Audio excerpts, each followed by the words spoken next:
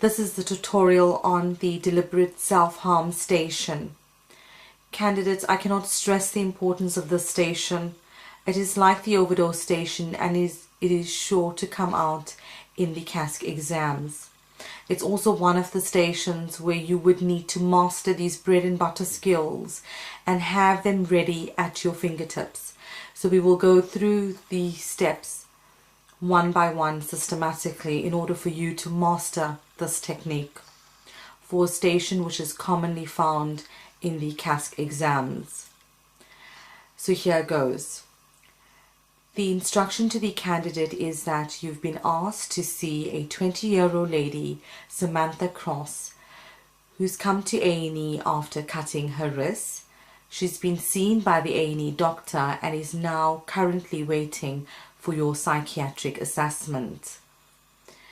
The task for the candidate is 2 tasks.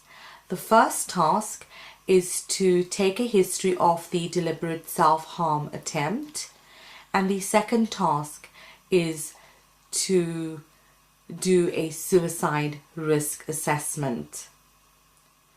So the mental checklist, which I want you to have in mind and also possibly to write down, are the following 7 factors or bullet points, if you would like to call it that. So the first point is, firstly and foremostly, you want to establish what the current history of the deliberate self-harm attempt was. Secondly, you want to establish a past history of deliberate self-harm and include a past psychiatric history. Thirdly, you want to establish what the precipitators for this episode was. Fourthly, you want to establish the suicide risk assessment. Fifth is to establish what the current coping skills is. Sixth is to establish her social supports, and seventh is to establish if there's any underlying comorbid conditions. So we will go through each one step by step. The initial part would be the introduction, and the communication skills which is required here are that you need to empathize and show sensitivity with a young lady who is possibly anxious, distressed, and at the same time reluctant to divulge details of what she's done.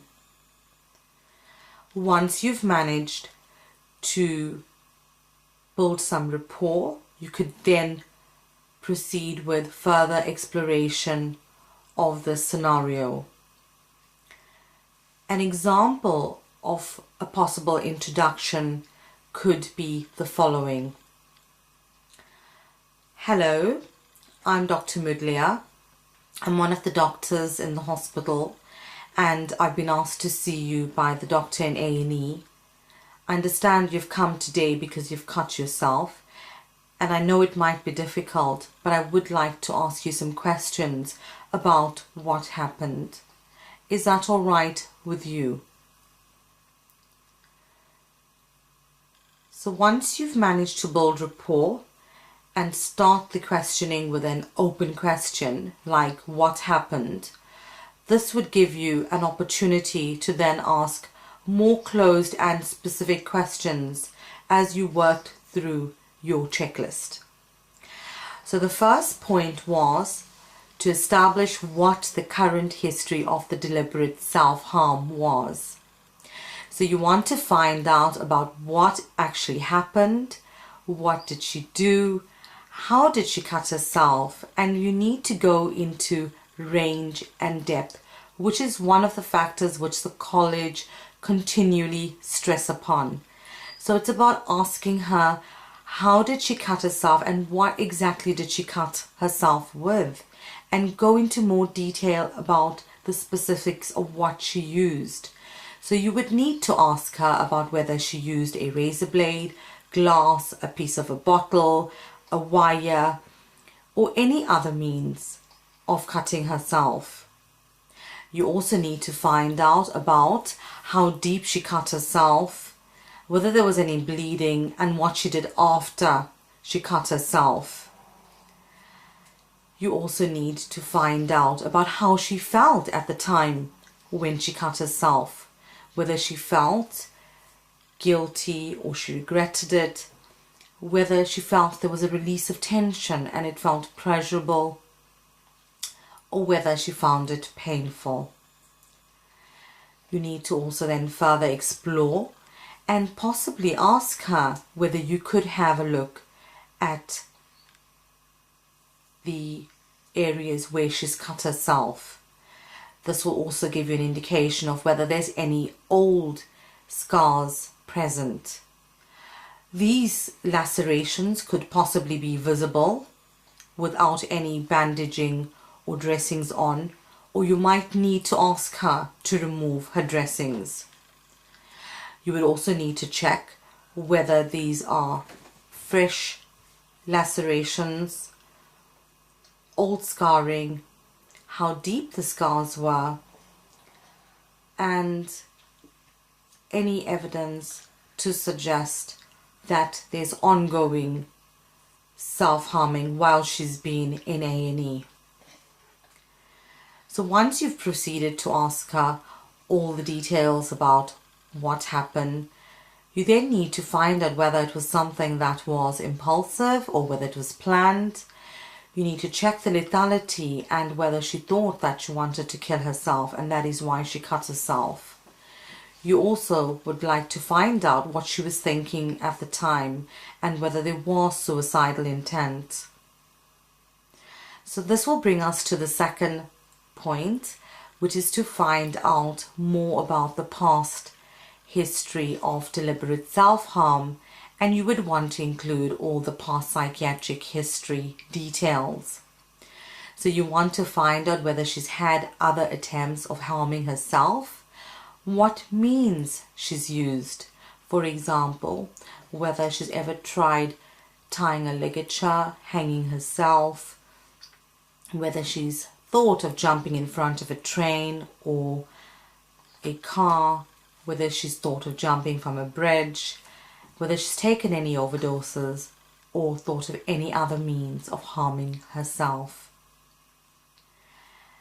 Next, you would want to move on to identifying what the precipitator was. And this is important because this will also give you an indication as to the level of the risk. You want to establish this using the holistic or the biopsychosocial approach. So identifying the key areas in the biological, for example, looking at whether she's had any illnesses, whether she's taken any drugs or alcohol. Psychological, any evidence of past mental illness and current stressors. Social aspects would be gently pricing out any difficulties or worries that she might have in the various aspects of her life. For example, you want to find out how are things at home, how are things at work or college, or if she's in any relationships. And this will also give you a bit of an idea of her social history and social circumstances. The fourth point is to establish what the suicide risk assessment is. So you've collated already the past history of deliberate self-harm. Now you want to find out about any current ongoing suicidal ideation, intents or plans. So you want to check whether the ideation is it fleeting or if there is serious intent to continue to harm herself. You would also need to check that if she were to go home, whether she has ongoing thoughts of wanting to harm herself.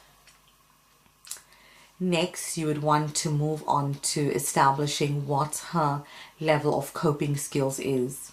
So you want to find out how does she usually cope with stresses and whether she has any confidant whom she can confide in.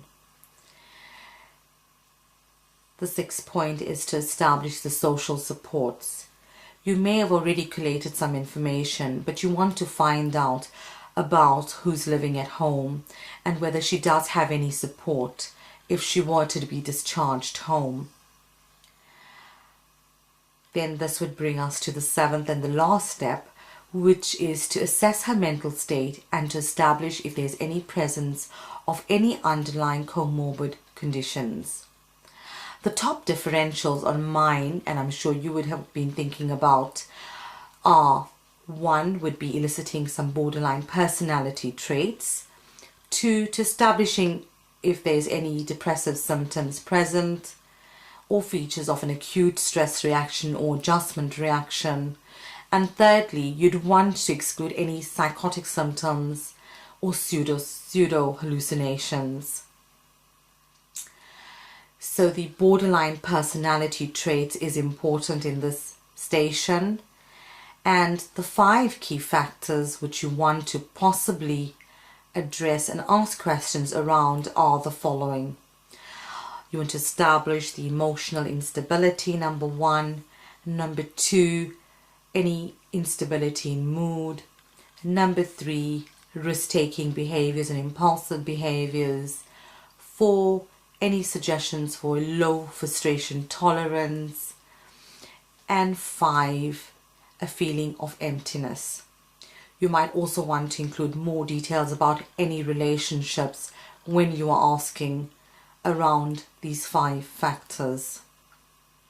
And as mentioned earlier, you need to check for any pseudo hallucinations which could occur where people present with pseudo auditory hallucinations because there's voices telling them to cut themselves. So you need to establish whether these are true hallucinations or whether they are pseudo hallucinations. So once we've gone through the 7 bullet points, you could ask her if there's anything else she would like to talk to you about. The other additional factors which you might want to ask about and which might not be necessary but for completeness sake are exploring further about any drug and alcohol history if that was not tackled yet. You want to find out any personal or family history which is relevant. And also you want to find out about any medical history and any current medication that she might be taking. So this would now bring us to the summary of the station and concluding your management plan. So a summary, an example would be: thank you, Samantha, for talking to me. I know that it must have been difficult to tell me these details. You've told me that you've cut yourself and you felt there was a release of tension because you were worried about the relationship with your partner. You've assured me that you'll not harm yourself and you have no further thoughts of harming yourself and you're happy to go home with support. I've also told you that you can contact your GP or the crisis team if you do have thoughts of wanting to harm yourself. Are you happy with this? So at this stage, the scenario that I did was a scenario for mild risk where the person didn't have any ongoing suicidal ideation and it was a low risk precipitated by a relationship difficulty. You might want to consider the level of risk and management if the person presented with more serious self-harming and a more higher risk assessment. So if it was more of a moderate or severe risk assessment, you might need to think about other ways of managing this case. So in a nutshell, once you've gone through all these bullet points and summarize, you can thank the patient, and that would conclude this tutorial of a deliberate self-harm attempt. Thank you for listening.